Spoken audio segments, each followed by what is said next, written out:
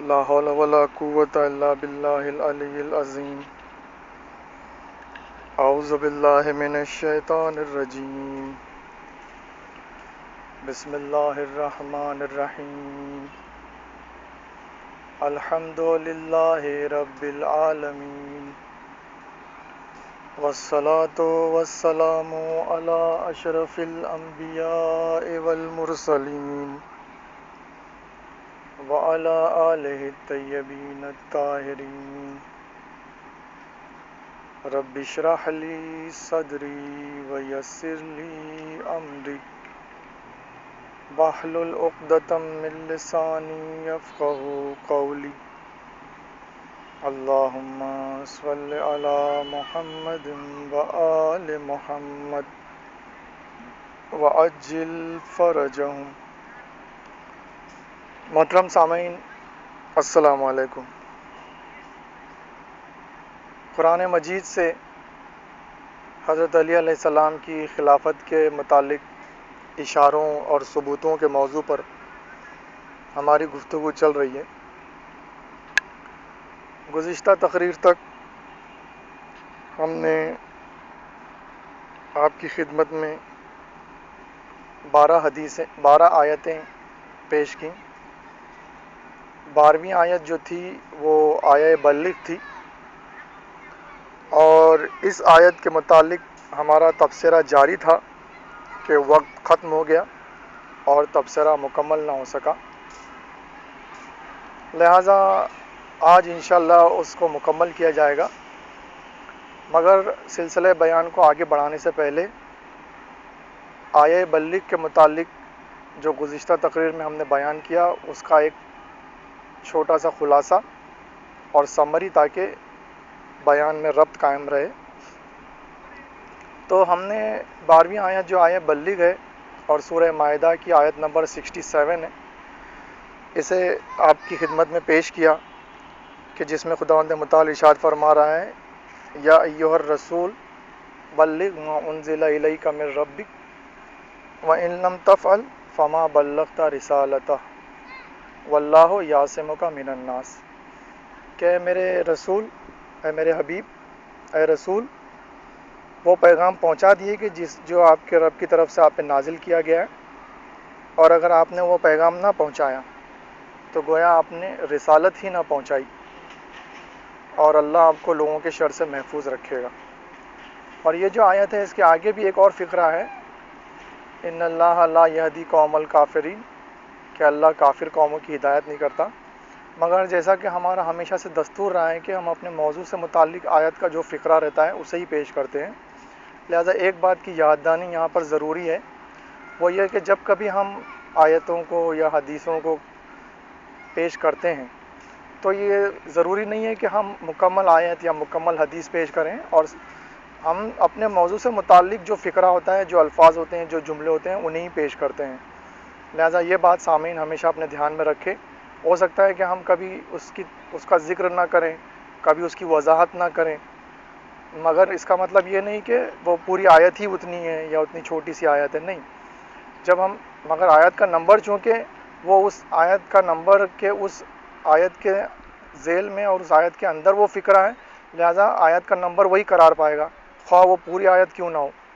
اور اس کا ایک فقرہ ہی کیوں نہ ہو، لیکن وہ فقرہ چونکہ اس آیت میں ہے کہ جس آیت کا نمبر وہ ہے، لہٰذا اس سلسلے میں اس آیت کا نمبر کے طور پہ ہم کو وہی دینا پڑے گا کہ جو آیت کا نمبر ہے۔ تو بہرحال اب اس آیت کے ذیل میں ہم نے وہ تفسیری عبارت پیش کی کہ جس کے مطابق عبداللہ ابن مسعود کی وہ روایت ہے کہ جس کے مطابق وہ پیغام کے جسے پہنچا دینے کا حکم تھا، دراصل وہ پیغام تھا حضرت علی علیہ السلام کی خلافت و نیابت و جانشینی کے اعلان کا، یعنی اے میرے حبیب، اب یہ آپ آفیشیل اناؤنسمنٹ کر دیجئے اور یہ اعلان کر دیجئے اپنی امت کے سامنے کہ آپ کے بعد میں آپ کا خلیفہ و جانشین حضرت علی علیہ السلام ہیں۔ اور اس گزشتہ تقریر میں ہم نے اس تفسیری عبارت کے اس استفادے کے علاوہ اس کا پس منظر بھی بیان کیا کہ یہ آیت جو ہے وہ غدیر قوم کے واقع غدیر سے پہلے نازل ہوئی،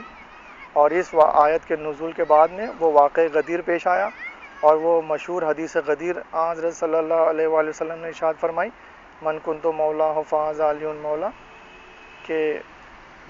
جس کے ذریعے آپ نے باقاعدہ آفیشیل اناؤنسمنٹ کیا حضرت علیہ السلام کی خلافت اور آپ کی نیابت و جانشینی کا۔ پھر ہماری گفتگو چل رہی تھی آیت کے دوسرے فقرے کے متعلق کہ جس میں خداوند متعال نے ارشاد فرمایا ہے کہ وَإِن لَمْ تَفْعَلْ فَمَا بَلَّغْتَ رِسَالَتَهُ،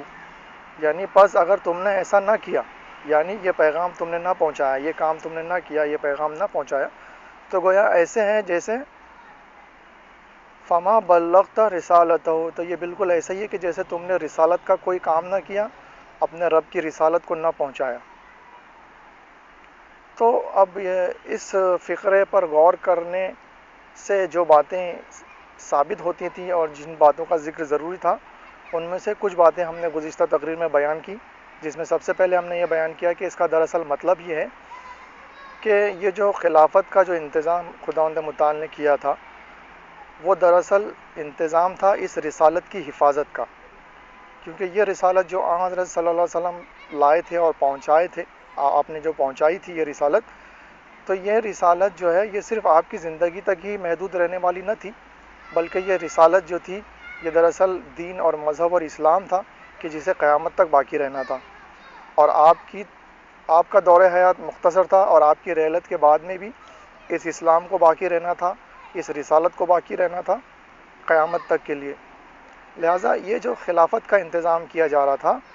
دراصل یہ اس رسالت کی حفاظت کا انتظام کیا جا رہا تھا، تاکہ اس طریقے سے اس سلسلہ خلافت میں کہ جس میں 12 امیر ہونے والے ہیں، 12 امام ہونے والے ہیں، 12 خلفاء ہونے والے ہیں، یہ دراصل اس رسالت کی حفاظت کے لیے مقرر کیے گئے تھے کہ اس کو اس کی اصلی شکل میں محفوظ رکھیں اور اصلی شکل میں دنیا کے سامنے پیش کریں اور اس کی اصلی اور حقیقی بنیاد پر امت مسلمہ کی قیادت کریں اور اس کے اصلی اور حقیقی اصول و ضوابط و قواعد و قوانین کے مطابق امت مسلمہ کی قیادت کریں اور اسے صراط مستقیم پر چلائیں۔ لہذا اس بنیاد پر ہم نے یہ حقیقت بیان کی کہ اب جب کہ یہ خلافت کا جو انتظام کیا جا رہا تھا یہ دراصل رسالت کی حفاظت کا انتظام تھا،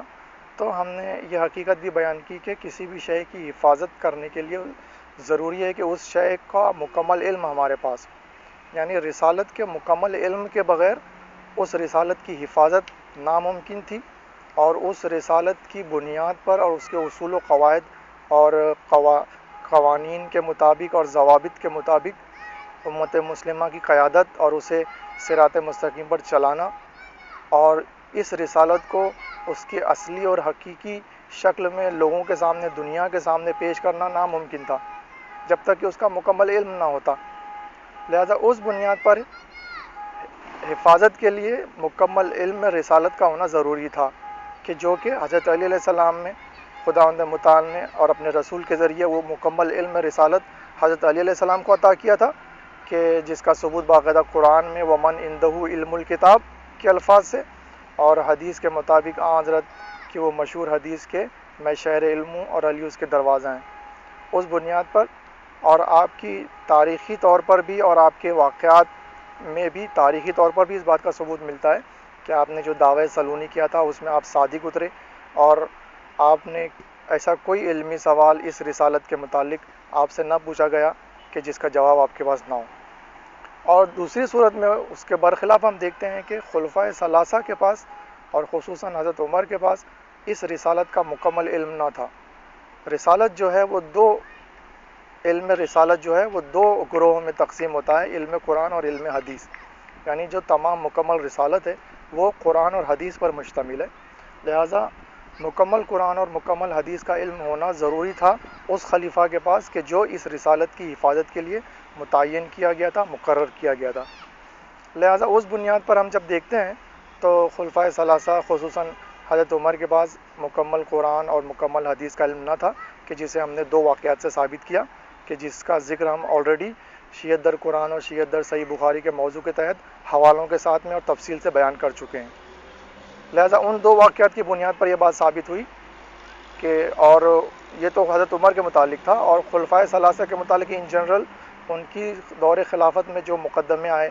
کہ جنہیں وہ حل نہ کر پائے، جو علمی سوالات ان سے پوچھے گئے کہ جن کے جوابات وہ نہ دے پائے، ان تمام بنیادوں پر اور وہ ایک وسیع موضوع ہے کہ جو قضایائے امیر المومنین کے عنوان سے ہے، کہ جس کے اوپر باقاعدہ کتابیں لکھی گئی ہیں. اس بنیاد پر یہ حقیقت ثابت ہوتی ہے کہ ان جنرل پوری یہ تینوں خلافتوں کے دوران میں ان تینوں خلفائے ثلاثہ کے پاس قرآن اور حدیث کا مکمل علم نہ تھا، کہ جس کی بنیاد پر وہ اس رسالت کی حفاظت کر پاتے اور اس رسالت کے اصول و ضوابط اور قواعد و قوانین کے مطابق امت مسلمہ کی قیادت کر پاتے اور اسے صراط مستقیم پر چلا پاتے. اب یہاں تک ہماری گفتگو پہنچی تھی اور وقت ختم ہو گیا تھا. تو آپ دیکھیے اب آگے سلسلے بیان کو بڑھایا جائے گا اور کچھ باتیں اور ہیں کہ جو اس ضمن بیان کرنی ہے تاکہ یہ مکمل ہو جائے موضوع، اور پھر انشاءاللہ ہم آئندہ آیت کی طرف اگلی آیت کی طرف بڑھیں گے.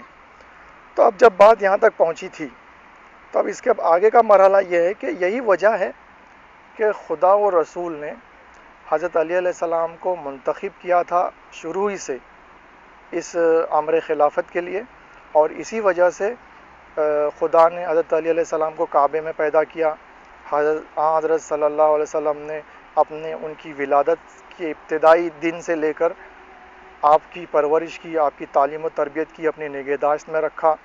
اور اس طریقے سے اپنی زندگی کی ابتدا ہی سے حضرت علی علیہ السلام حضرت صلی اللہ علیہ وسلم کے زیر سایہ رہے، اور آپ نے اپنی پوری زندگی میں آپ کی رحلت تک یہ علم رسالت، مکمل علم قرآن اور علم حدیث آپ نے حاصل کیا اور آپ کو دیا گیا. یہی وجہ ہے، اور اسی وجہ سے آپ کو باقاعدہ خلیفہ بھی مقرر کیا گیا اور آپ کے نیابت اور جانشینی کا اعلان بھی کیا گیا. اب جب کہ ہم دیکھ رہے ہیں کہ امت نے اس انتظام کو جو خدا و رسول نے کیا تھا، کہ جس کے لیے باقاعدہ خدا و رسول نے مکمل تیاری بھی کی تھی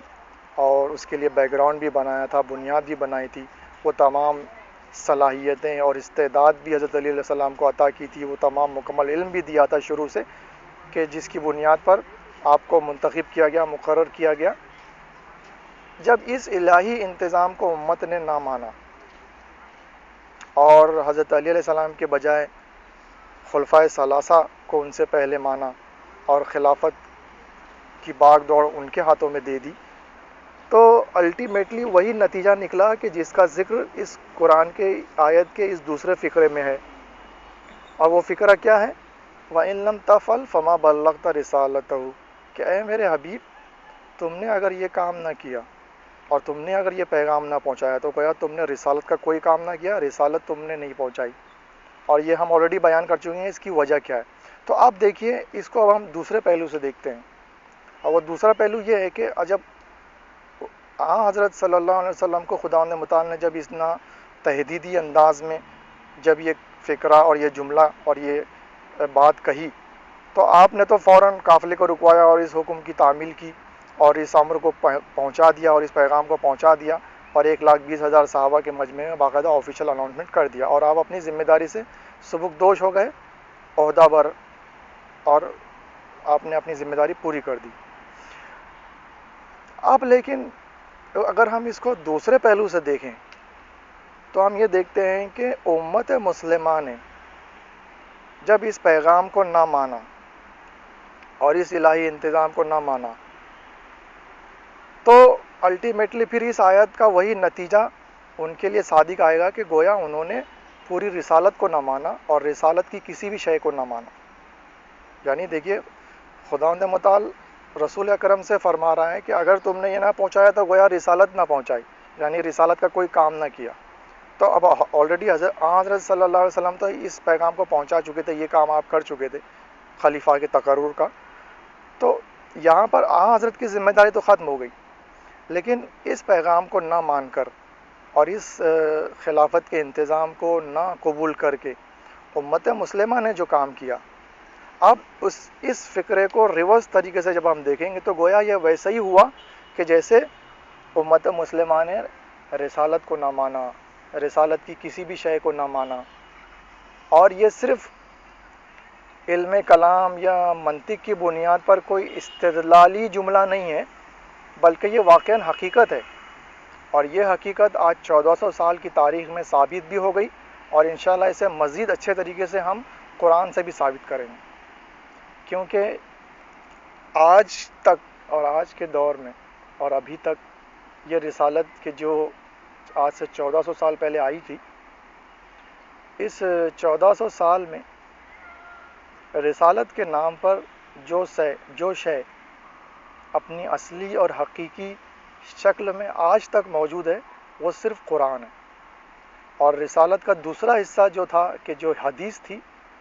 اس حدیث میں اتنی آمیزش کی گئی باطل کی، اور اتنی جھوٹی حدیثیں گڑھی گئیں، اور اتنی وضعی روایتیں اور حدیثیں گڑھی گئیں، اور جھوٹی حدیثیں گڑھنے کا سلسلہ تو حضرت صلی اللہ علیہ وسلم کی زندگی سے ہی شروع ہو گیا تھا۔ بہرحال چونکہ خداوند متعال نے یہ مکمل رسالت جو تھی دراصل اپنی بنیادی اور اصلی اور حقیقی شکل میں ایک جامع شکل میں قرآن مجید میں سمو دی تھی، قرآن مجید میں سمیٹ کر رکھ دی ہے، اور اسی لیے قرآن مجید میں یہ آیت ہے کہ لا ردبیم ولا یابزن الا فی کتاب مبین، کہ کوئی خشک و تر ایسا نہیں ہے، کوئی خشک و تر شے ایسی نہیں ہے کہ جو قرآن مجید میں نہ ہے، یعنی قرآن مجید میں سب کچھ ہے۔ اور یہ مکمل رسالت اگر دیکھا جائے تو قرآن مجید میں موجود ہے، اور لیکن جامع شکل میں اور بالکل کمپیکٹ فارم میں، اور جس کی وجہ سے خداوند متعال نے باقاعدہ اس کی حفاظت کا وعدہ بھی کیا تھا، جو کہ قرآن مجید میں موجود ہے کہ انا نحن نزلنا ذکر و انا لہو لحافظون، کہ یہ جو ذکر ہے، یہ قرآن جو ہے یہ ہم نے نازل کیا ہے اور ہم ہی اس کی حفاظت کرنے والے ہیں۔ اور یہ باقاعدہ یہ وعدہ اور یہ جو پرومس کیا گیا، یہ صرف قرآن مجید کے متعلق خداوند متعال نے کیا ہے، اور اس سے پہلے کی کتابوں کے متعلق کبھی نہیں کیا، اور نہ اس سے پہلے کی شریعتوں کے متعلق کبھی یہ وعدہ کیا گیا۔ اور اس کی وجہ صرف یہی ہے کہ یہ آخری کتاب ہے اور یہ آخری رسول ہے کہ جس نے یہ آخری کتاب خداوند متعال کی انسانوں کے سامنے پیش کی۔ اب کوئی اور رسول آنے والا نہیں ہے کہ جو خداوند متعال کی طرف سے کوئی اور نئی کتاب لے کر آئے، لہٰذا اگر اس کتاب میں بھی تحریف ہوتی، اس کتاب میں بھی کمی و زیادتی ہوتی، اس کتاب میں بھی آمیزش ہوتی باطل کی، اور اس میں حق اور باطل کو خلط ملط کیا جاتا، تو پھر انسانوں کی ہدایت کے لیے کوئی شے اپنی اصلی اور حقیقی شکل میں موجود نہ رہتی، اور انسانوں کی ہدایت کا جو مقصد ہے خداوند متعال کا وہ پورا نہ ہو پاتا۔ لہذا اس بنیاد پر خداوند متعال نے یہ خصوصی انتظام کیا اور یہ وعدہ بھی فرمایا، اور تاریخی طور پر اور حقیقی طور پر اور واقعاتی طور پر یہ بات ثابت بھی ہو گئی کہ آج 1400 سال گزر جانے کے باوجود یہ قرآن من و عن ویسا ہی ہے جیسا کہ حضرت صلی اللہ علیہ وسلم لائے تھے اور آپ پر نازل ہوا تھا۔ تو یہ تو بہرحال قرآن جو ہے تمام انبیاء کے الگ الگ معجزے رہے ہیں، اور یہ حضرت صلی اللہ علیہ وسلم کا معجزہ ہے، اور جو کہ صرف اس پہلو سے بھی اس کے اعجاز کو ثابت کرنے کے لیے یہ پہلو ہی کافی ہے کہ 1400 سال کے بعد بھی آج قرآن اپنی اصلی شکل میں موجود ہے، کہ جو کہ اس کے معجزہ ہونے اور اس کے اعجاز کو ثابت کرنے کے لیے کافی ہے یہ بات۔ بہرحال اب قرآن کو خداوند متعال نے محفوظ رکھا اور اپنی اصلی شکل میں باقی رکھا، اور آج امت مسلمہ کے درمیان میں کسی بھی شے پر اتفاق ہو یا نہ ہو، لیکن قرآن پر پوری امت مسلمہ متفق ہے۔ اور یہ الگ بات ہے کہ ہمارے خلاف غلط پروپیگنڈے بہت پھیلائے جاتے ہیں، اور اس مسئلے پر بھی ہمیں نہ چھوڑا گیا، اور ہمارے متعلق یہ کہا گیا کہ ہمارا قرآن 40 پاروں کا ہے وغیرہ وغیرہ، مگر حقیقت تو یہ ہے کہ ہمارا قرآن بھی بالکل ویسا ہی ہے جیسا آپ کا قرآن ہے۔ آپ کے اور ہمارے قرآن میں ایک زیر اور زبر اور پیش تک کا فرق نہیں ہے، اور بسم اللہ کی بے سے لے کر والناس کی سین تک وہی قرآن جو دو دفتیوں کے درمیان آپ کے یہاں ہے، وہی قرآن ہمارے یہاں بھی ہے۔ اور یہ غلط پروپیگنڈے اور اس قسم کے غلط الزامات یہ صرف لوگوں کو ہم سے دور کرنے کے لیے ہیں، اور اگر آپ کو یہ بات ثابت کرنی ہو اور اس بات کی حقیقت معلوم کرنی ہو تو ایک بہت سمپل طریقہ ہے، اور وہ یہ کہ آپ کسی بھی اپنے شناسہ اور دوست یار اور جان پہچان والے شیعہ کے گھر میں اچانک چلے جائیں، اور بغیر اطلاع دیے اچانک آپ چلے جائیں، اور ان کے گھر میں جو قرآن رکھا ہوا ہے وہ آپ اٹھا کے دیکھ لیں، اور اس کو شروع سے لے کے لاسٹ تک برابر سے جائزہ لے لیں، غور سے اس کو پڑھ لیں، آپ دیکھیں گے کہ یہ بالکل من و ان ویسا ہی قرآن ہے، وہی قرآن ہے کہ جو آپ کے یہاں موجود ہے۔ بہرحال تو یہ قرآن جو ہے متفق ہے تمام امت مسلمہ اس کے اوپر، اور یہ آج تک اپنی اصلی شکل میں موجود ہے۔ تو لہٰذا ہم جو ثبوت دینے جا رہے ہیں اب ایک بہت بڑی حقیقت کا، کہ جس کا ذکر ابھی ہم نے کیا، وہ ثبوت قرآن سے ہی دیں گے ہم انشاءاللہ۔ اور وہ حقیقت یہ ہے کہ یہ جیسا اس فقرے سے یہ بات نکلی تھی کہ اگر اس خلافت کے انتظام کو نہ مانا گیا کہ جو الہی انتظام ہے، جس میں خداوند متعال نے یہ انتظام اس طریقے سے کیا ہے کہ یہ خلافت کا جو سلسلہ ہے کہ جسے خدا و رسول نے مقرر کرنا چاہا اور منتخب کرنا چاہا اور مقرر کیا اور منتخب کیا، تو اس سلسلہ خلافت میں خدا و رسول کے مرضی کے مطابق 12 امیر گزریں گے کہ جس کا ذکر صحیح بخاری میں ہے، اور یہ 12 امیر، 12 سردار، 12 خلفاء، 12 حاکم، 12 امام جو ہوں گے، وہ ان کو خداوند متعال نے رسول کی طرح عصمت عطا کی ہے، یہ معصوم عن الخطا ہوں۔ دوسری صفت۔ تیسری صفت کی یہ کہ ان کے پاس مکمل علم ہوگا، مکمل علم رسالت ہوگا، اور جو کہ اس سلسلے کی پہلی کڑی حضرت علی علیہ السلام کو دیا گیا تھا۔ تو اب چونکہ اس سلسلے کو نہ مانا گیا اور اس کے برخلاف دیگر اصحاب کو، خصوصاً خلفائے ثلاثہ کو پہلی، دوسری اور تیسری خلافت عطا کی گئی اور انہیں پہلا اور دوسرا اور تیسرا خلیفہ مانا گیا، اور پھر بعد میں اس سلسلے کی جو الہی سلسلہ تھا اس میں صرف حضرت علی علیہ السلام کو چوتھی خلافت مجبوری میں دی اور چند عرصے کے لیے دی، اور اس میں بھی 3 جنگوں میں انہیں مصروف رکھا۔ لہٰذا وہ جو ظاہری طور پر چوتھی خلافت مجبوری میں جو دی بھی، تو وہ بھی کوئی فائدہ مند ثابت نہ ہوئی، اور معاملہ اس قدر بگڑ چکا تھا کہ اس کی اصلاح کا موقع بھی نہ ملا، اور یہ 4.5 سالہ دور خلافت جو تھا حضرت علیہ السلام کا، وہ تینوں جنگوں کی نظر ہو گیا، اور بہرحال کوئی خاطر خواہ نتیجہ نہ نکلا۔ اور پھر حضرت علی کے بعد میں یہ دیگر 11 امام میں سے کسی بھی امام کو، کسی بھی خلیفہ کو کہ جسے خدا نے مقرر کیا تھا، رسول نے مقرر کیا تھا، امت مسلمہ نے نہ مانا۔ لہذا اس الہی سلسلے کو چھوڑ کر اپنے بنائے ہوئے اور اپنے منتخب کیے ہوئے اور مقرر کیے ہوئے خلفاء کو جب امت مسلمہ نے مانا، تو اس کا نتیجہ وہی نکلا کہ جو اس دوسرے فقرے میں موجود ہے کہ گویا انہوں نے رسالت کو ہی نہ مانا، یعنی گویا انہیں رسالت اپنی اصلی اور حقیقی شکل میں ملی ہی نہیں، کیونکہ ان کے پاس اس رسالت کا مکمل علم ہی نہیں تھا، اور اس بنیاد پر نہ وہ اس مکمل رسالت کی حفاظت کر سکے اور نہ اس کی توضیح و تشریح کر سکے، اور نہ امت مسلمہ کی اس کے اصول و ضوابط کی بنیاد پر قیادت کر سکے۔ اور الٹیمیٹلی آہستہ آہستہ ان 1400 سالہ طویل دور تاریخ میں اب معاملہ یہاں تک پہنچ گیا کہ امت مسلمہ کی اکثریت کے پاس میں وہ رسالت نہیں ہے کہ جو آن حضرت صلی اللہ علیہ وسلم لائے تھے، اور رسالت کے نام پر اور دین اور مذہب اور اسلام کے نام پر ان کے پاس جو شے ہے وہ خلط ملط شدہ شے ہے، جس میں حق و باطل کی آمیزش کی کر دی گئی ہے، اور اس رسالت اور اس دین اور مذہب اور اسلام کے جو اصول و فروع تھے، جو عقائد و اعمال تھے، وہ تمام چیزیں، تقریباً تمام چیزیں اپنی اصلی اور حقیقی شکل سے بدل گئی ہے، تبدیل ہو گئی ہے، الگ ہو گئی ہے، اور اپنی اصلی اور حقیقی شکل میں باقی نہ رہی۔ اور آخرکار وہی نتیجہ نکلا کہ جب امت مسلمہ نے اس پیغام کو نہ مانا، اس سلسلے خلافت کو نہ مانا، تو درجہ بدرجہ آہستہ آہستہ دھیرے دھیرے ان 1400 سالوں میں یہ امت مسلمہ اس رسالت سے دور ہو گئی، اس رسالت کو انہوں نے کھو دیا، وہ رسالت وہ پا نہ سکے کہ جو اپنی اصلی اور حقیقی شکل میں حضرت صلی اللہ علیہ وسلم لائے تھے۔ لہذا آسان لفظوں میں وہ دین اسلام کہ جو رسالت کا یعنی دوسرا نام، ظاہر سی بات ہے رسالت کیا ہے، دین اسلام ہی ہے نا، مذہب ہے، دین ہے کہ جو اسلام کے نام سے مشہور ہے، وہ اسلام کہ جسے حضرت صلی اللہ علیہ وآلہ وسلم لائے تھے، وہ اسلام آج امت مسلمہ کی اکثریت کے پاس نہیں ہے۔ اور اب یہ بات ہم قرآن سے ثابت کریں گے، اور انشاءاللہ کیونکہ ابھی ہم نے وہ جو قرآن کی تمہید ہم نے بیان کی تھی وہ اسی لیے بیان کی تھی کیونکہ ابھی ہم کو یہ اتنی بڑی حقیقت جو ثابت کرنی ہے، تو اس میں قرآن سے ہم اس لیے ثابت کریں گے کہ یہ ہمارے اور آپ کے اور تمام مسلمانوں کے درمیان میں اور اس دنیا کے تمام انسانوں کے درمیان میں ایک ایسی واحد متفق علیہ شے ہے کہ جس کے الہی کلام ہونے کے بارے میں کسی کو کوئی شک و شبہ نہیں ہے، اور یہ وہ اصلی اور حقیقی رسالت ہے کہ جو اپنی اصلی اور حقیقی شکل میں آج تک باقی ہے اور موجود ہے۔ تو اب جو اسلام کے عقائد و اعمال، جو نظریات، جو عبادات کے طریقے اور اسلام کے نام پر جو بھی عقیدہ و عمل ہو، وہ اگر قرآن کے مطابق نہ ہو اور اس کا ثبوت قرآن میں اگر موجود نہ ہو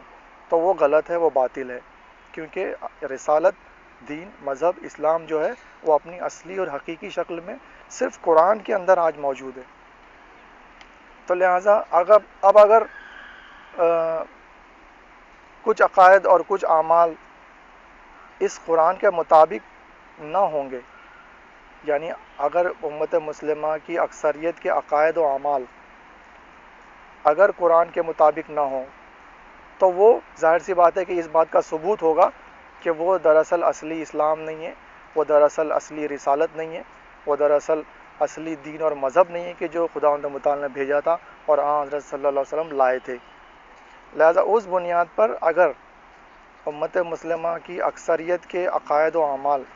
قرآن کے مخالف نکلیں اور قرآن کے مطابق نہ ہوں تو وہ اس بات کا بہترین ثبوت ہوگا کہ امت مسلمہ کی اکثریت کے پاس وہ حقیقی اسلام نہیں ہے کہ جو حضرت صلی اللہ علیہ وسلم لائے تھے۔ لہذا اب آئیے اس حقیقت کو ثابت کرنے کے لیے ہم 3 مثالیں دیں گے، کیونکہ حالانکہ یہ ایک وسیع موضوع ہے لیکن تبصرہ زیادہ طویل نہ ہو جائے، اس لیے ہم صرف 3 مثالیں دیں گے اور 3 ثبوت فراہم کریں گے، کہ جس میں سے سب سے پہلا ثبوت جو ہے وہ ہے نماز کے متعلق، کیونکہ نماز کو ہم اسی لیے چن رہے ہیں کہ حدیث کے مطابق جو الصلاۃ عمود الدین، ان قبلت ما سواہا، ان ردت ما سواہا، کہ جو نماز ہے وہ دین کا ستون ہے۔ اگر یہ قبول ہو گئی تو مکمل دین جو ہے، جو دین کے دوسرے اعمال ہیں، دوسری چیزیں ہیں، وہ سب قبول ہو جائیں گی، اور اگر یہ رد کر دی گئی تو مکمل دین جو ہے اور دین کے دیگر جو اعمال ہیں وہ بھی رد کر دیے جائیں گے۔ لہٰذا اب دیکھیے، دین جو ہے مکمل دین وہ سمٹ کر آ گیا نماز میں، لہٰذا ہم کو مکمل دین کے مکمل عقائد و اعمال کو باری باری اور یکے بعد دیگرے ثابت کرنے کی ضرورت نہیں ہے۔ ہم صرف اگر نماز کو ثابت کر دیتے ہیں کہ آج امت مسلمہ کی اکثریت کی نماز قرآن کے مطابق نہیں ہے، تو یہ ہمارے موضوع کو اور ہمارے ٹاپک کو ثابت کرنے کا سب سے بہترین ثبوت ہوگا، کیونکہ حدیث کے مطابق نماز جو ہے وہ دراصل دین کا ستون ہے اور پلر آف دا ریلیجن ہے،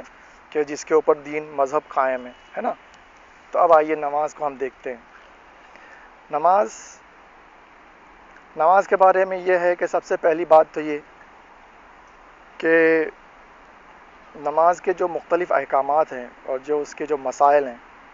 اس میں سے سب سے اہم مسئلہ کہ جس کے بارے میں تمام امت مسلمہ کے تمام فرقے متفق ہیں، شیعہ ہو، سنی ہو، کوئی بھی فرقے سے اس کا تعلق ہو، وہ یہ مسئلہ ہے کہ نماز کی پہلی اور دوسری رکعت میں سورہ حمد کا پڑھنا واجب ہے، فرض ہے، ضروری ہے، اور سورہ حمد اگر نہیں پڑھی گئی تو نماز نہیں ہوئی، نماز باطل ہے، نماز مکمل نہیں ہے، نماز قابل قبول نہیں۔ اچھا سامعین، یہ جو مسئلہ ہے جو ابھی ہم پیش کرنے جا رہے ہیں نماز کے بارے میں، اور آگے بھی جو ہم 2 مثالیں دینے والے ہیں، تو دوسری 2 مثالیں ہیں وضو کے بارے میں اور روزے کے بارے میں۔ یہ تینوں چیزوں کا تذکرہ ہم اپنی گزشتہ ماضی کی تقریروں میں آلریڈی کر چکے ہیں، لہٰذا ایک تقریر جو سب سے پہلی ہماری تقریر تھی جب ہم نے تقریروں کا سلسلہ شروع کیا تھا آج سے تقریباً 2 سال پہلے، تو وہ پہلی تقریر جو تھی بغیر بسم اللہ کی نماز، اور دوسری تقریر تھی تقریباً یعنی اسی دوسری یا ابتدائی تقاریر میں ان کا شمار تھا بغیر مسے کا وضو اور وقت سے پہلے افطار۔ یہ 3 تقریریں انہی 3 موضوع پر اور انہی 3 مثالوں پر باقاعدہ مخصوص تقریریں ہماری پہلے سے آلریڈی موجود ہیں، کہ جہاں پر ہم نے تفصیل سے اور حوالوں کے ساتھ گفتگو کی ہے۔ مگر ابھی ہم چونکہ ہم کو یہ مطلب کو، یہ موضوع کو ثابت کرنا ہے، اس لیے بطور مثال اور اشارے کے طور پر اور سرسری طور پر اس کا تذکرہ کرتے ہوئے آگے بڑھ جائیں گے، زیادہ تفصیل میں ہم گفتگو نہیں کریں گے، اور ان تینوں مثالوں کے بارے میں تفصیلی گفتگو آپ ان مخصوص تقریر میں ملاحظہ کر سکتے ہیں۔ بہرحال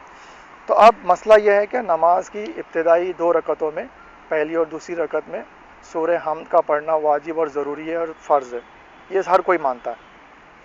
ٹھیک ہے۔ اب دیکھیے، آپ یہ تمام حقیقتوں کو اور تمام بنیادوں کو ذہن میں رکھتے جائیں، کیونکہ ہمارے استدلال کی کڑیاں جو ایک دوسرے سے ملی ہوئی۔ پہلا تو مسئلہ یہ ہے کہ نماز میں سورہ حمد کا پڑھنا ضروری ہے۔ دوسری بات یہ ہے کہ سورہ حمد کے بارے میں خداوند متعال نے باقاعدہ قرآن شریف میں ایک آیت میں سورہ حمد کا ذکر کیا ہے 7 مثانی کے الفاظ سے، کہ جو سورہ حمد جو ہے وہ دراصل 7 بار بار پڑھی جانے والی آیتیں ہیں، لہذا سورہ حمد کا نام ہے 7 مثانی، جو خود خداوند متعال نے یہ نام دیا ہے اسے، اور جو قرآن مجید کی ایک دوسری آیت میں اس کا ذکر ہے کہ اے میرے حبیب، ہم نے تمہیں قرآن عظیم عطا کیا اور 7 مثانی عطا کی، کہ جس کی تفسیر میں ہے کہ 7 مثانی سے مراد سورہ حمد ہے، کہ جس میں سبع کہتے ہیں 7 کو، اور مثانی یعنی دوبارہ پڑھی جانے والی، بار بار پڑھی جانے والی، لہذا اس کی تفسیر اور تعویل میں یہ ہے کہ 7 آیتیں کہ جو بار بار پڑھی جاتی ہیں، مثلا پہلی دوسری رکعت میں، ہر نماز میں، وغیرہ وغیرہ۔ بہرحال لیکن اس میں ایک حقیقت ثابت ہو رہی ہے کہ سورہ حمد کو خداوند متعال نے قرآن مجید میں، یعنی اب دیکھیے قرآن مجید سے ہی اس بات کا بھی ثبوت مل رہا ہے کہ سورہ حمد کی 7 آیتیں ہیں، جو کہ 7 مثانی، 7 عربی میں 7 کو کہتے ہیں، تو 7 بار بار پڑھی جانے والی آیتیں ہیں۔ یہ دوسری حقیقت کہ سورہ حمد میں 7 آیتیں ہیں، جو کہ باقاعدہ قرآن سے ثابت۔ اب سورہ حمد میں 7 آیتیں ہیں، یہ قرآن مجید سے جب ثابت ہو گیا، تو اب اس میں ایک مسئلہ یہ آتا ہے کہ یہ اس مسئلے میں ذرا اختلاف ہے کہ قرآن مجید میں جو جتنے سورے ہیں، وہ سوروں کے ابتدا میں جو بسم اللہ الرحمن الرحیم ہے، آیا وہ ان سوروں کا حصہ ہے، جز ہے، یا صرف ایسے ہی لکھ دی گئی ہے اور کہہ دی گئی ہے اور نازل ہوئی ہے؟ تو اس بارے میں اختلاف ہے، اور ہمارے فقہ کے مطابق قرآن مجید کے جو 114 سورے ہیں، ان میں سورہ برات میں چونکہ بسم اللہ نہیں ہے، کیونکہ وہ نازل ہی نہیں ہوئی تھی، وہ وحی کے طور پہ آئی ہی نہیں تھی، اور خدا و رسول کی طرف سے اس کا نزول بھی نہیں ہوا تھا اور نہ وہ پہنچائی گئی تھی، اس لیے وہ وہاں پہ موجود نہیں ہے۔ لیکن بقیہ 113 سوروں میں جو بسم اللہ ہے، یہ چونکہ وحی کی شکل میں نازل ہوئی تھی اور آن حضرت نے پہنچائی تھی اور لکھوائی تھی، لہٰذا ہماری فقہ کے متعلق یہ تمام 113 سوروں کی جو بسم اللہ الرحمن الرحیم ہے، یہ دراصل ان تمام 113 سوروں کی پہلی آیت ہے اور اس کا جز ہے اور حصہ ہے۔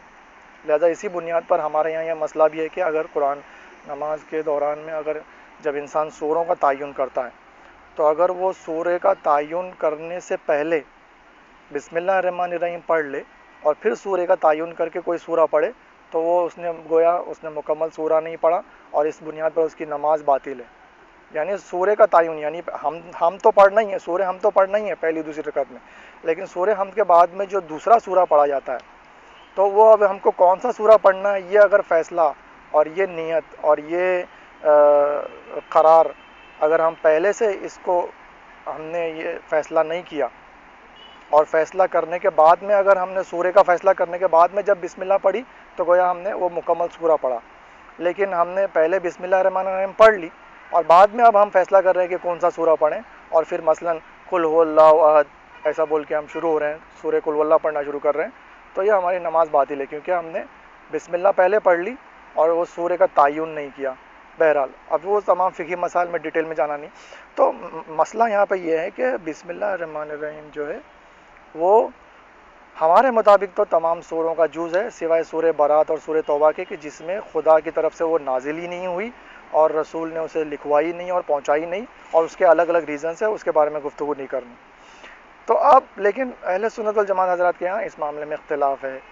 اور بہت زیادہ اختلاف ہے، لیکن زیادہ تر جو افراد ہیں وہ یہ مانتے ہیں کہ یہ جو سوروں کی ابتدا میں جو بسم اللہ ہے، وہ ان سوروں کا حصہ نہیں ہے، جز نہیں ہے، اور ان سوروں کی پہلی آیت نہیں ہے۔ لہذا اسی بنیاد پر جو قرآن کو جب جمع کیا گیا، دیکھیے ہم نے کہا کہ قرآن متفق ہے، ہم سب متفق ہیں، لیکن بسم اللہ الرحمن الرحیم بہرحال ہے تو صحیح، لیکن اب اس کی نمبرنگ دینا اور اس کو پہلی آیت ماننا یا نہ ماننا، اور اس کو پاروں میں تقسیم کرنا، اور اس کو باقاعدہ ہر پارے کو مختلف رکوع میں تقسیم کرنا، یہ تمام کام جو تھے یہ بعد میں لوگوں نے کیے ہیں، یعنی اس میں خدا و رسول کی مرضی اور حکم سے یہ بات نہیں ہوئی، خصوصاً یہ آیتوں کی نمبرنگ کا جو مسئلہ ہے کہ بھائی جیسا کہ عام طور پہ قرآن مجید میں جو آیتوں کے نمبر دیے جاتے ہیں، تو جیسے فار ایگزامپل بسم اللہ الرحمن الرحیم قل هو اللہ احد، تو جو یہ چونکہ جمع قرآن جو ہوا تھا، قرآن کو جو جمع کیا گیا تھا یہ حضرت عثمان کے دور میں ہوا تھا، لہٰذا یہ اہل سنت والجماعت حضرات کے عقائد کے مطابق اور ان کے نظریات کے مطابق یہ جمع ہوا تھا، لہٰذا اس میں جو قرآن کی آیتوں کے جو نمبر دیے گئے ہیں وہ تمام 113 سوروں میں سے سوائے سورہ حمد کو چھوڑ کے بقیہ 112 سوروں میں آپ دیکھیں گے کہ بسم اللہ الرحمن الرحیم کے اینڈ میں سرکل نہیں ہے اور نہ آیت کا نمبر ہے، بلکہ تمام 112 سوروں کی جو پہلی آیت ہے وہ ان کی بسم اللہ کے بعد والی آیت کو انہوں نے نمبر 1 دیا ہے۔ جیسا کہ قرآن مجید میں آپ اگر پریکٹیکلی آپ کھول کے دیکھیں گے، کوئی بھی سورہ آپ اٹھا کے دیکھیں کھولیں تو آپ دیکھیں گے کہ بسم اللہ الرحمن الرحیم تو بس ایسے ہی لکھا ہوا ہے، کیونکہ آیتوں کے نمبر عموماً کیا ہے کہ آیت کے اختتام پر ایک دائرہ ہوتا ہے، ایک سرکل ہوتا ہے کہ جس کے اندر اس آیت کا نمبر دیا جاتا ہے۔ لہٰذا اگر ہم فار ایگزامپل سورہ قل هو اللہ کو اب ہم لیتے ہیں تو بسم اللہ الرحمن الرحیم قل هو اللہ احد، تو عام طور پر قرآن ہم دیں گے جو کہ آپ کے یہاں ہمارے یہاں سب کے یہاں سیم ہے، اور ہم نے اس آیتوں کی نمبرنگ کے لیے کوئی اس میں اختلاف نہ کیا اور اس پہ ضد نہ کی اور وہی چھوڑ دیا جیسا آپ لوگوں نے جمع کیا تھا اور آپ کے تیسرے خلیفہ کے دور میں جس طریقے سے جمع کیا گیا تھا۔ بہرحال تو یہ جو آیت کا نمبر ہے تو ہم دیکھیں گے سورہ قل هو اللہ میں قل هو اللہ احد کے بعد میں سرکل ہے، دائرہ ہے، اس کے اندر نمبر 1 ہے، اور اسی طرح دوسرے سورہ انا انزلنا تو ہم دیکھیں گے کہ بسم اللہ الرحمن الرحیم انا انزلناہ فی لیلۃ القدر، یہ اس کے بعد میں اس پہلی آیت کے بعد میں سرکل ہے، دائرہ ہے، اس کے اندر نمبر 1 ہے۔ یعنی کہنے کا مقصد یہ ہے کہ قرآن مجید میں ہمارے یہاں وہ قرآن ہو یا آپ کے یہاں ہو، آج آپ پریکٹیکلی دیکھ لیجئے کھول کے کہ قرآن کی آیتوں کا جو نمبر ہے، سوروں کی آیتوں کا جو نمبر ہے، وہ بسم اللہ الرحمن الرحیم کے بعد میں جو دوسری آیت ہے اس کے اختتام پر سرکل دائرہ دیا جاتا ہے اور اس کو نمبر 1 دیا جاتا ہے، اور اس بنیاد پر آیتوں کی نمبروں کا تعین ہوتا ہے کہ اس سورے میں کتنی آیتیں ہیں، اور بسم اللہ کو ان 112 سوروں کا جزو نہیں قرار دیا جاتا۔ لیکن چونکہ سورہ حمد کے متعلق باقاعدہ قرآن مجید میں خداوند متعال نے اس بات کو ثابت کیا ہے اور ذکر کیا ہے کہ بھائی اس سورے کی 7 آیتیں ہیں، لہذا اس وجہ سے سورہ حمد کی جو بسم اللہ ہے اس سورہ حمد کی بسم اللہ کو اس سورے کا جز مانا جاتا ہے، اور اس سورہ حمد کی بسم اللہ کے اینڈ میں سرکل دیا جاتا ہے اور اس کو نمبر 1 دیا جاتا ہے، اور یہ بھی دراصل میرے خیال سے تو مجبوری میں ہی کیا گیا ہے، کیونکہ جب سورہ حمد کے بارے میں قرآن مجید میں باقاعدہ یہ ذکر ہے کہ یہ سبع مثانی ہے، اس میں 7 آیتیں ہیں، اور اگر ہم بسم اللہ کو پہلی آیت نہ مانیں تو باقی سورہ حمد کی جو آیتیں ہیں وہ صرف 6 ہی ہوں گی، جو کہ آپ پریکٹیکلی دیکھ سکتے ہیں۔ لہٰذا اب اگر اسی پیٹرن کو برقرار رکھا جاتا ہے کہ جو بقیہ 112 سوروں کے لیے ہے کہ بھائی بسم اللہ کے اینڈ میں نمبر 1 نہ دیا اور الحمدللہ رب العالمین کے بعد میں نمبر 1 اگر دیا جاتا تو اس بنیاد پر سورہ حمد کی صرف 6 ہی آیتیں نکلتی، 6 ہی آیتیں ہوتی، اور تو اب جب کہ قرآن میں خدا نے کہا ہے کہ یہ 7 آیتیں ہیں، تو اب مجبوری میں انہیں بسم اللہ الرحمن الرحیم کو سورہ حمد کی بسم اللہ الرحمن الرحیم کو سورہ حمد کی پہلی آیت ماننا پڑا اور سورہ کا جز ماننا پڑا اور اس کے اینڈ میں سرکل میں نمبر 1 ڈالنا پڑا۔ لہذا آپ پریکٹیکلی آپ اٹھا کے دیکھ لیجئے قرآن کہ سورہ حمد کی بسم اللہ کے اینڈ میں سرکل ملے گا، اس میں نمبر 1 ملے گا، اور آخری آیت کے اینڈ میں سرکل ملے گا، اس میں نمبر 7 ملے گا، اور اس طریقے سے یہ 7 آیتیں مکمل ہوں گی، جبکہ بقیہ دوسرے سوروں میں یہ ایسا نہیں ملے گا، اور بقیہ جو دیگر سوروں کے جو شروع میں بسم اللہ ہے اس کے اینڈ میں نہ سرکل ہے نہ نمبر ہے، بلکہ اس کے بعد والی آیت جو کہ عام طور پر جو لوگ تصور کرتے ہیں اور مانتے ہیں کہ سورے کی ابتدا جس سے ہوئی اس کو پہلی آیت کے طور پہ مانا جاتا ہے اور اس کے اینڈ میں سرکل اور نمبر 1 دیا جاتا ہے۔ تو اب یہ مسئلہ یہاں تک پہنچ گیا کہ بھائی ہاں بسم اللہ جو ہے وہ سورہ حمد کا جز ہے، اور اس کو جز مانے بغیر چارے کار بھی نہیں ہے، کیونکہ باقاعدہ اس کے 7 آیتوں والے صورت ہونے کا ذکر باقاعدہ قرآن شریف میں ہے جو کہ اللہ تعالیٰ نے نازل کیا ہے، تو اب اس سے وہ آگے پیچھے نہیں ہو سکتے اور اس میں وہ کچھ نہیں کر سکتے اس معاملے میں۔ اب چلیے بات یہاں تک آ گئی کہ بھائی سورہ حم، پہلی بات تو یہ کہ سورہ حم نماز میں پڑھنا ضروری ہے۔ سورہ حم کی 7 آیتیں ہیں۔ سورہ حم کی جو بسم اللہ ہے وہ سورہ حم کا جز ہے۔ اب یہ 3 باتیں یہاں تک، یہ 3 حقیقتیں، 3 باتیں ابھی تک ثابت ہو گئی اور ہم نے بیان کر دی۔ اب آئیے یہ جو نماز کے دوران میں سورہ حم جب پڑھی جاتی ہے، اور جیسا کہ بتایا گیا ہے کہ سورہ حم کا پڑھنا ضروری ہے، تو اب آپ یہ بتائیے کہ اگر کوئی سورے سورے کو جب پڑھنا ضروری ہے تو اس کا مطلب یہ ہوا کہ اس کی تمام آیتوں کو پڑھنا ضروری ہے۔ اب اس سورے کی کوئی ایک آیت کو بھی ہم نہ پڑھیں تو گویا یہ ایسے ہے کہ ہم نے وہ مکمل سورہ نہ پڑھا۔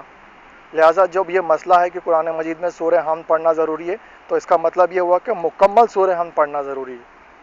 کوئی اگر نصف سورہ حم پڑھے، کوئی 7 میں سے صرف 3 آیتیں پڑھے یا 4 پڑھے یا 5 پڑھے یا 6 پڑھے، کوئی ایک آیت بھی اگر کوئی انسان چھوڑ رہا ہے سورہ حم کی تو اس کا مطلب یہ ہے کہ وہ مکمل سورہ حم نہیں پڑھ رہا۔ لہٰذا اس بنیاد پر الٹیمیٹلی نتیجہ یہ نکلے گا کہ اس کی نماز صحیح نہیں ہے، نماز باطل ہے۔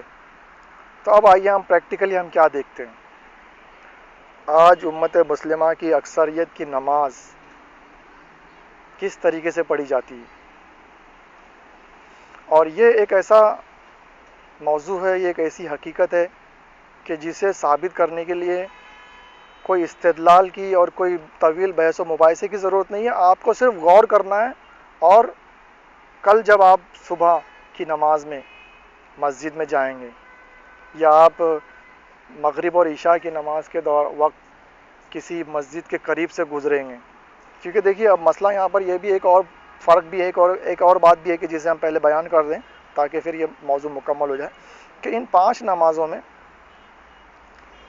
3 نمازیں ایسی ہیں کہ جن میں قرات کو بلند آواز میں کرنا ہے، تلاوت قرآن کے سورے کی جو تلاوت ہے، قرات جو ہے وہ بلند آواز میں کرنا ہے،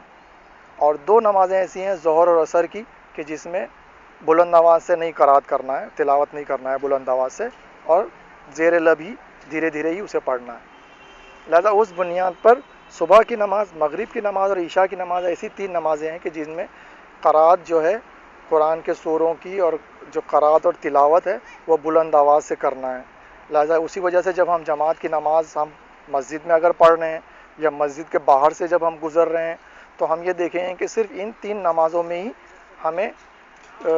قرآن جو نماز کے دوران میں یہ سورے پڑھے جاتے ہیں اس کی قرات اور تلاوت جو ہے وہ بلند آواز سے کی جاتی ہے، اور مسجد کے اندر مقتدیوں کو اور مسجد کے باہر کے افراد کو لاؤڈ اسپیکر کے ذریعے وہ تلاوت، وہ قرات سنائی دیتی ہے۔ ٹھیک ہے نا؟ تو اب آپ کسی بھی صبح کی نماز کے وقت یا مغرب کی نماز کے وقت یا عشاء کی نماز کے وقت آپ اہل سنت والجماعت کی اکثریت اور اس امت مسلمہ کی اکثریت جو اہل سنت والجماعت حضرات پر مشتمل ہے، آپ کسی بھی مسجد میں چلے جائیں یا ان کی مسجدوں کے پاس سے گزریں یا کھڑے ہو کر باقاعدہ اس کو جب آپ کو مارک کرنا ہے تو آپ کھڑے ہو جائیں اور غور سے سنیں، تو آپ یہی سنیں گے، خواہ آپ باہر سے سنیں یا مسجد میں جا کے سنیں، کسی بھی حال میں۔ اور یہ تو ہمارا پریکٹیکل تجربہ ہے کہ جو ہم نے اس مسئلے پر اپنے گھر اور اپنے محلے کی مسجد سے لے کر اس دنیا کے تقریباً ہم ابھی تک 8 ملکوں میں گئے ہیں، اور تقریباً تمام ان ملکوں کی مساجد کے علاوہ خاص طور پر سعودی عرب کے شہر مکہ کی کعبے کے پاس میں مسجد الحرام میں جو نماز ہوتی ہے، کیونکہ الحمدللہ ہم نے کافی عمرے اور ایک حج بھی کیا ہوا ہے، تو اس بنیاد پر ہمارے ان تمام پریکٹیکل مشاہدوں میں ہم نے یہ بات مارک کی ہے، اور اپنے گھر کے قریب کی مسجد سے لے کر مسجد الحرام یعنی کعبے کے پاس جو نماز ہوتی ہے، جو کعبے کے اندر یعنی مسجد الحرام میں مکہ میں کعبے کے پاس جو نماز ہوتی ہے، اس نماز تک ہم نے یہ بات مشاہدہ کی اور مارک کی، اور ایک ہی بات ہم پر ثابت ہوئی اور ایک جیسے ہی ہم نے وہ بات کو ہم نے مشاہدہ کیا اور پایا، اور وہ یہ ہے کہ ان تمام نمازوں میں، تمام جگہوں کی تمام نمازوں میں خاص طور پہ یعنی صبح اور مغرب اور عشاء کی نماز میں جب اللہ اکبر کہہ کے جب نماز شروع ہوتی ہے تو قرات کی ابتدا، تلاوت کی ابتدا، سورے کی ابتدا جو قرات سے بلند آواز سے تلاوت کی جاتی ہے، قرات کی جاتی ہے، وہ ڈائریکٹ اللہ اکبر بول کے تکبیرۃ الاحرام بول کے نماز شروع ہوئی اور ڈائریکٹ الحمدللہ رب العالمین، یعنی تلاوت کی قرات کی ابتدا الحمدللہ رب العالمین سے ہوتی ہے، اور بسم اللہ الرحمن الرحیم کی تلاوت اور قرات نہیں کی جاتی، بسم اللہ الرحمن الرحیم نہیں پڑھی جاتی۔ یہ آپ دیکھیں انتہائی اہم بات ہے۔ اس کا مطلب کیا ہوا؟ اس کا مطلب یہ ہوا کہ سورہ حمد مکمل نہیں پڑھی جاتی۔ پھر اس کا مطلب کیا ہوا؟ اس کا مطلب یہ ہوا کہ نماز مکمل نہیں پڑھی جاتی۔ پھر الٹیمیٹلی کیا بات ثابت ہوئی؟ یہ بات ثابت ہوئی کہ آج کے دور میں اس امت مسلمہ کی اکثریت کی نماز قرآن کے مطابق نہیں ہے، صحیح نہیں ہے، حق نہیں ہے، اور جو رسالت اور جو دین اور مذہب اور اسلام خدا نے بھیجا تھا اور رسول نے لائے تھے اس کے مطابق نہیں ہے، کیونکہ قرآن مجید کے مطابق سورہ حمد کی 7 آیتیں ہیں، مکمل سورہ حمد کا پڑھنا ضروری ہے، بسم اللہ اور سورہ کی جز ہے، مگر آپ ایک آیت جو اس کی سورہ حمد کی پہلی آیت ہے وہ آیت نہیں پڑھی جاتی، مکمل سورہ حمد نہیں پڑھی جاتی، اور اس بنیاد پر نماز مکمل نہیں پڑھی جاتی اور نماز قبول نہیں ہے، اور ان جنرل دوسرے لفظوں میں نماز جو ہے وہ صحیح نہیں ہے اور قرآن کے مطابق نہیں ہے، اور خدا و رسول نے جس طریقے سے چاہا تھا اور جیسا حکم دیا تھا اس کے مطابق نہیں ہے قرآن امت مسلمہ کی اکثریت کی آج کی نماز۔ اب اگر کوئی یہ کہے کہ بھائی وہ بسم اللہ جو ہے وہ زیر لب پڑھتے ہیں، دھیرے سے پڑھتے ہیں، بلند آواز سے نہیں پڑھتے، تو یہاں پر یہ جواب کافی نہیں ہوگا، کیونکہ بھائی ہم نے تو پہلے سے ہی مانا ہوا ہے، اور اس مسئلے میں ہمارے یہاں اور آپ کے درمیان میں کوئی اختلاف نہیں ہے کہ ظہر اور عصر میں قرات اور تلاوت زیر لب دھیرے دھیرے کرنی چاہیے، اور صبح اور مغرب اور عشاء میں قرات اور تلاوت بلند آواز سے کرنی چاہیے۔ تو جب یہ مسئلہ تو ہمارے درمیان میں متفق علیہ ہے، تو جب صبح اور مغرب اور عشاء کی نماز میں قرات اور تلاوت سوروں کی بلند آواز میں جب کرنی چاہیے، تو پھر کیوں صرف ایک آیت کو نہیں پڑھا جاتا اور بقیہ 6 آیات کو بلند آواز سے پڑھا جاتا ہے؟ یہ تفریق کیوں ہے؟ یعنی یہ کون سی لاجک اور یہ کون سی منطق ہے کہ جب کہ ہم کو ایک مکمل سورہ پڑھنا ہے، وہ مکمل سورے کی 7 آیتیں ہیں، وہ مکمل سورہ صبح اور مغرب اور عشاء کی نماز میں اس کی قرات اور تلاوت بلند آواز سے کرنی ہے، لیکن ہم پہلی آیت جو ہے اس کو ہم بلند آواز سے قرات اور تلاوت نہیں کرتے، اور بقیہ 6 آیتوں کی ہم کرتے ہیں؟ تو یہ کون سا سینس ہے، کون سی لاجک ہے اور کون سی منطق ہے نا؟ کیونکہ پہلی بات تو یہ کہ اس میں تو باقاعدہ اختلاف ہے، اور کچھ افراد تو ڈائریکٹلی اس بات کو مانتے ہی نہیں کہ سورہ حمد کیا بسم اللہ سورہ حمد کا جز ہے اور اس کو پڑھنا چاہیے، اور وہ 7 آیتیں والی میں سے 7ویں آیت ہے۔ یہ تمام جو حقیقتیں ہیں کچھ افراد تو اس کو مانتے ہی نہیں، یعنی اہل سنت والجماعت حضرات میں اس بارے میں شدید اختلاف ہے، اور جو کچھ مانتے بھی ہیں تو بہرحال آخر کے اس مرحلے پہ آ کر وہ پھر بھی فیل ہو جاتے ہیں، اور آخر میں پھر وہ یہاں پر آ کے فیل ہو جاتے ہیں کہ بھائی ہم مانتے ہیں سب کچھ ہے لیکن ہم زیر لب پڑھتے ہیں، دھیرے سے پڑھتے ہیں، جو کہ کافی نہیں ہے، کیونکہ جب حکم یہ ہے کہ مکمل سورہ پڑھنا ہے، حکم یہ ہے کہ بلند آواز سے اس کی قرات اور تلاوت کرنی ہے، تو پھر اب کون سی وجہ ہے، کس بنیاد پر اس پہلی آیت کی تلاوت اور قرات جن نمازوں میں بلند آواز میں سورہ کی تلاوت اور قرات کرنی چاہیے ان نمازوں میں نہیں کی جاتی؟ تو اس کا کوئی جواب امت مسلمہ کے پاس نہیں ہے۔ لہذا اس بنیاد پر امت مسلمہ کی اکثریت کی نماز قرآن کے مطابق نہیں ہے، اور جو رسالت اور جو دین اور جو مذہب اور جو اسلام خدا نے بھیجا تھا، رسول لائے تھے، وہ اپنی اصلی شکل میں آج امت مسلمہ کے پاس نہیں ہے۔ اب سامعین، وقت تھوڑا اختتام کے قریب پہنچ چکا ہے، اور ابھی ہم کو 2 مثالیں اور بیان کرنی ہیں، لہٰذا اب ہم بقیہ 2 مثالیں جو ہیں وہ اتنی ڈیٹیل میں اور اتنی تفصیل سے نہیں بیان کریں گے، اور مختصراً ان کی طرف اشارہ کریں گے، اور ڈیٹیل میں اور تفصیل میں آپ کو اگر دیکھنا ہے اور سننا ہے تو وہ مخصوص تقریروں کو آپ سنیں۔ اب دوسری مثال ہے وضو کی۔ وضو کے بارے میں کیا ہے؟ وضو کے بارے میں ظاہر قرآن کے الفاظ کیا ہیں کہ وضو کا جو حکم دیا گیا ہے قرآن میں، اس میں کیا کہا گیا ہے کہ وضو کا جو طریقہ بتایا گیا ہے قرآن میں، تو اس کے قرآن کے ظاہری الفاظ کیا ہیں؟ فَاغْسُلُوا وُجُوهَكُمْ وَأَيْدِيَكُمْ إِلَى الْمَرَافِقِ، کہ وضو میں تم اپنے دھو، واش کرو، دھو، غسل کرو، دھو چہروں کو اور اپنی ہاتھوں کو کوہنیوں تک۔ فَاغْسُلُوا، غسل سے یہ لفظ ہے کہ دھو، اور وَامْسَحُوا، مسح کرو، بِرُؤُوسِكُمْ وَأَرْجُلِكُمْ إِلَى الْكَعْبَيْنِ، اپنے سروں کے کچھ حصے کا اور اپنے پیروں کا ٹخنے تک۔ اب دیکھیے اس حکم میں، اس ظاہر قرآن کے ان ظاہری الفاظوں کے ذریعے جو وضو کا طریقہ بتایا گیا ہے، اس میں 2 فعل ہیں اور 4 اعضاء ہیں۔ دو باتوں کا حکم دیا گیا ہے، 2 چیزیں کرنے کا حکم دیا گیا ہے، اور یہ 2 چیزیں جو ہیں وہ 2 اعضاء سے ان کا تعلق ہے۔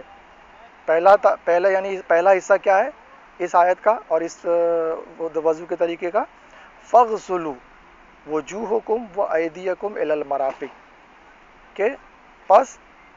دھو، واش کرو اپنے چہروں کو اور اپنے ہاتھوں کو کوہنیوں تک۔ اور دوسرا ٹکڑا یہ ہے کہ وَامْسَحُوا، اور مسح کرو، بِرُؤُوسِكُمْ وَأَرْجُلِكُمْ إِلَى الْكَعْبَيْنِ، اپنے سروں کے کچھ حصے کا اور اپنے پیروں کا ٹخنوں تک۔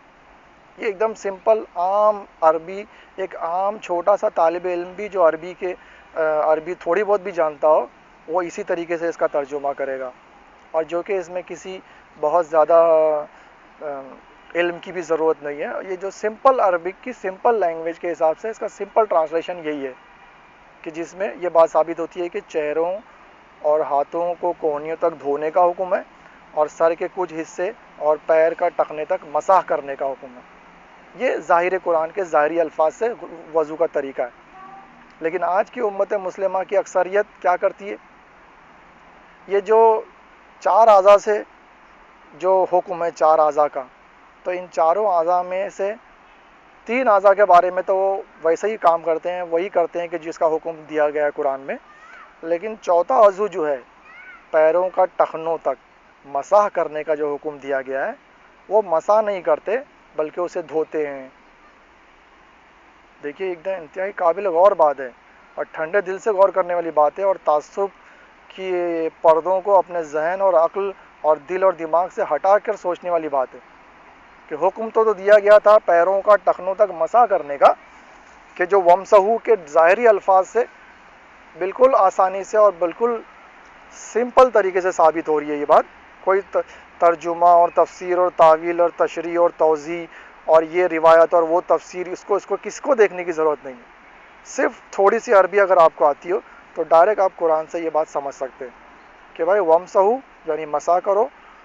وَامْسَحُوا بِرُؤُوسِكُمْ وَأَرْجُلِكُمْ إِلَى الْكَعْبَيْنِ، اپنے سر کے کچھ حصے کا اور پیر کا ٹخنے تک۔ مگر امت مسلمہ کی اکثریت پیروں کا ٹخنوں تک مسح نہیں کرتی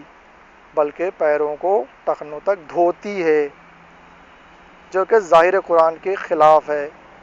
لہٰذا امت مسلمہ کی اکثریت کا وضو بھی قرآن کے مطابق نہیں ہے۔ اب یہ تھی وضو کی مثال۔ اب اس میں ان لوگوں نے اچھا تگڑم لگایا ہوا ہے، اور علماء نے اور تفسیر اور تعویل اور توضیح اور تشریح کرنے والوں نے وہ عربی کے بڑے پیچیدہ قواعد کو لائے ہیں انہوں نے، کہ یہ زبر سے یہ لفظ ہے، یہ زیر ہے، تو یہ زبر والے لفظ کا تعلق اس ورب سے ہے کہ جس میں غسل کا حکم دیا گیا ہے۔ یعنی یہ بالکل گھما پھرا کے کان پکڑنے والی بات ہے، یعنی اور بالکل یعنی قرآن کی فصاحت و بلاغت پر بھی الزام لگانے والی بات ہے۔ بہرحال چھوڑیں، وہ ایک ڈیٹیل ٹاپک ہے،